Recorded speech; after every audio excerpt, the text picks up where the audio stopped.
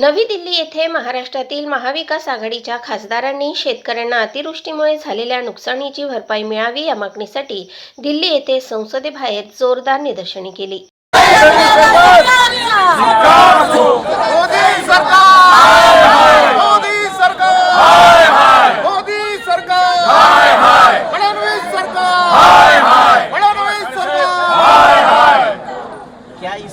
महाराष्ट्रामध्ये विशेषतः महाराष्ट्रामध्ये आणि मराठवाड्यामध्ये उभ्या महाराष्ट्रात प्रचंड अतिवृष्टी झाली आणि त्या अतिवृष्टीमध्ये खरीपाची पिकं वाहून गेली, त्याचबरोबर बागायतातली पिकं वाहून गेली आणि फार मोठी नासधूस झाली आणि जमिनी सुद्धा खरडून वाहून गेल्या।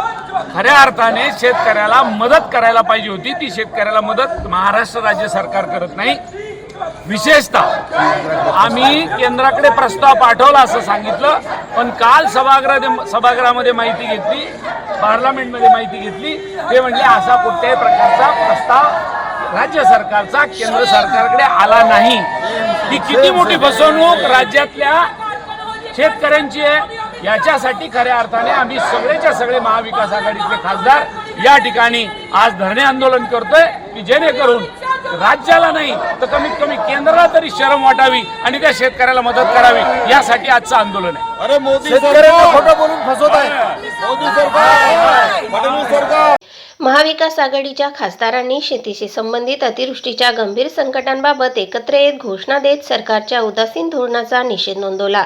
शेतकऱ्यांना तातडीने आर्थिक मदत, पिकांचे पंचनामे जलद गतीने पूर्ण करणे, शेतकरी वाचवा, नुकसानग्रस्तांना तातडीची मदत द्या, केंद्र सरकार हिशोब दे, अशा घोषणांनी परिसर दुमदुमून सोडला। शेतकऱ्यांना न्याय मिळालाच पाहिजे यासाठी निदर्शने करण्यात आली।